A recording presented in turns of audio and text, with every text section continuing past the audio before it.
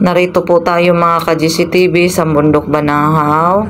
Ito po ay Kalbaryo, no? Tayo po ay bumisita dito sa Kalbaryo dahil sa tayo po ay nagmi-mission. So may mga kasamahan din po tayo na isa rin sa mga albularyo, no? Maliban dito sa isa kay Ate Minda, siya po ay hindi pa po ganap na albularyo, pero nakikita ko na siya po ay may karga. Ngayon po, tingnan nyo po ang paligid ng Kalbaryo. So, summit na po ito dito. Hindi totaling makikita ang baba dahil po sa marami pong kahoy na nakapaligid. Pero tayo po ay nasa pinakataas na ng bundok o sa tuktok na po ng bundok.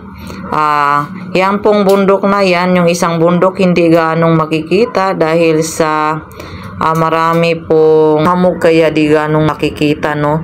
Yun po ang Cristobal. Ayan po na bundok ay Cristobal, ngunit tinatawag ng iba na Mount Devil dahil sa hindi ho talaga siya kayang akyatin ng tao. Ang dami pong nagtangka na pumunta doon o umakyat sa Cristobal, ngunit hindi ho talaga nakakarating dahil yung bundok na yan ay may sariling bantay po, at kung hindi ka nais-nais na makarating, abay hindi ka ho talaga makakarating sa itaas dahil hahadlangan at hahadlangan ho kayo. Mas mataas po, no, ang Cristobal kaysa Kalbaryo. So ayan po, sila Tisyoni, sila po ang ating kasamahan. So alam nyo po mga ka-GCTV, pinasok ko na po ang negosyo at masasabi ko pong tayo po ay nagtagumpay, no? Ngunit talagang may tawag sa atin ang Diyos Ama at Ina, at ang makakaintindi nito ay yung tao lamang po na nag-spiritual tulad ko. So wala po tayong magagawa kundi ang sumunod. So yun po, mahirap po talaga pagsamahin ang negosyo at saka pang-spiritual dahil hadlang ho talaga, ano. So ngayon, focus muna tayo dito sa pang-spiritual mga ka-GCTV. Ito pong Bundok Banahaw mga ka-GCTV, lalo po dito sa Kalbaryo, ay hindi po ito basta-basta. At ang tanging nakakaintindi ay ang mga nag-spiritual. Marami pong tao na may karamdaman. Sa pag-akyat dito, sila po ay hinang-hina, ngunit sa pagbaba, tila ba biglang lumakas ang kanilang katawan, no? May mga himala po talaga sa lugar na ito, sapagkat ito pong Bundok Banahaw ay banal po mga ka-GCTV. At ito naman po nakasulat, Joberix Rixol, ang mga albularyo po ang siyang talagang nakaintindi. Ito naman po ang inang awa mga ka-GCTV, no? So yung mga albularyo o nag-spiritual ang siyang nakakaintindi po nito. Ito po yung simbahan nagawa po sa kalikasan mga ka-GCTV. Marami pong pumupunta dito, no, kapag mahal na araw o Holy Week, no? Maraming albularyo, kahit hindi po albularyo, dahil sa sila may kahilingan, kaya sila po pumupunta dito. Dahil subok na po dito, lalo sa karamdaman o sakit, na talagang gumagaling po, no? Ang buhay ay hindi pwedeng pira-pira lang, no? Kailangan natin ng pang-spiritual. So, napakalakas po ng hangin dito at napakalamig po, no, dito sa Bundok Banahaw. Malamig ang hangin dito sa Kalbaryo. Ngayon, tayo naman po ay pupunta sa baba upang makaligo at makakuha ng tubig. Yung tinatawag po na Santa Lucia. So, andito na po tayo. Nagbabaybay na po tayo dito sa daan. So, napakatarik po dito mga ka-GCTV, no? Mahirap po talaga. Kailangan dahan-dahan lang.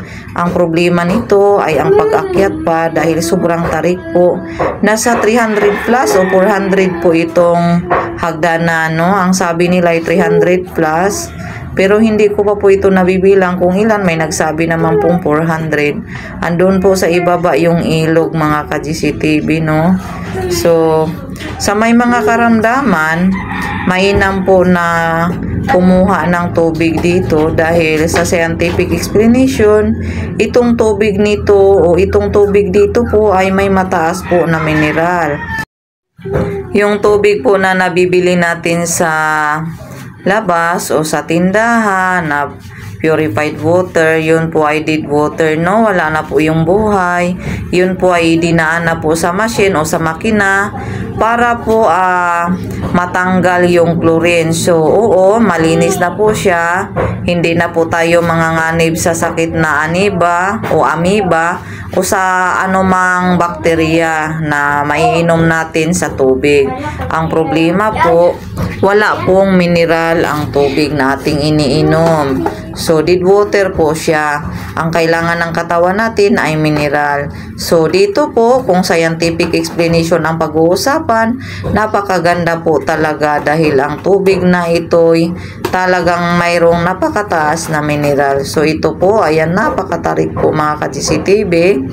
At kung ang pag-usapan naman po natin ay ang pang-espiritual, ay marami pong sakit na hindi kayang gamutin ng doktor at maaari pong magamot sa pamagitan ng Diyos Ama. At ang Diyos Ama ay naglikha po siya ng tubig. At ang tubig naman po ang siyang ating buhay at naglilinis sa ating katawan. Ang loob ng ating katawan ay siyang kanyang palakasin, linisin, and din ang labas din, kaya din niyang linisin sa pagtaboy po ng negatibong enerhiya, no? Napakaganda ng tubig po dito sa Bundok Banahaw po mga ka-GCTV. Kilalang kilala po ito sa mga albularyo, alam na alam po nila ang tubig dito sa Bundok Banahaw at marami pong mga himalang nangyari dito. Maraming kwento rin po dito sa pagdating sa pang-espiritual, no? Katulad ng mga manggagamot na nagmi-medium.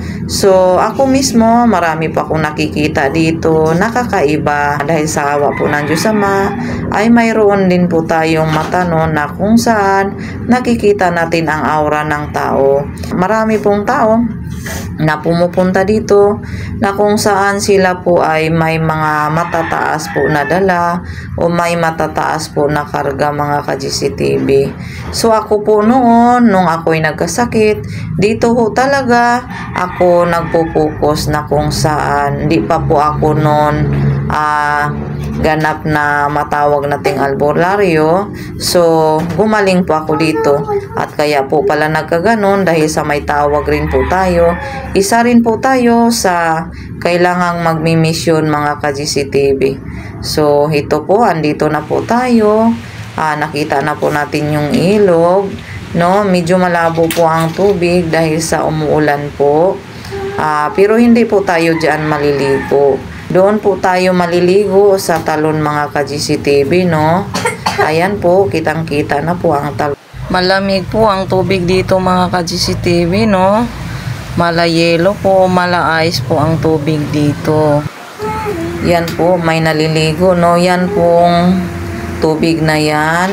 Marami na pong nanghihina o pumupunta dito mahina ang katawan. At sa kanilang pagligo, bigla pong nagkaroon ng kalakasan, no? Ibang-iba po dito mga ka-GCTV. Dalawa po itong talon, no? Ito po ang balbas na mahal na mat. Yung isa naman po ay ang balbas ng mahal na ina. So, ang tawag po dito ay Santa Lucia. So, yung pong nakita nyong iyang talon na yan, yun po ay tinaguri ang gamot o nakatulong sa iba't ibang uri ng karamdaman, no, mga ka-GCTV. Lalo sa mga katawang punong-puno ng negatibong enerhiya, abay napakaganda pong makaligo o mapaliguan dito sa talon ng Bundok Banahaw. Ang tawag po dyan mga ka-GCTV ay ang balbas ng mahal na ama. So sa mga hindi nakakaalam, marami pong naniniwala na itong Bundok Banahaw ay banal. So dito po itong tubig na ito ay siyang naglilinis o nagki-cleansing sa ating katawan. Bago makaakyat sa Kalbaryo, lalo't baguhan, ay maganda po na mauna dito sa Santa Lucia o sa paliguan dito sa Bundok Banahaw. May dala po tayong galon, no, para makauwi po tayo ng tubig doon sa Metro Manila.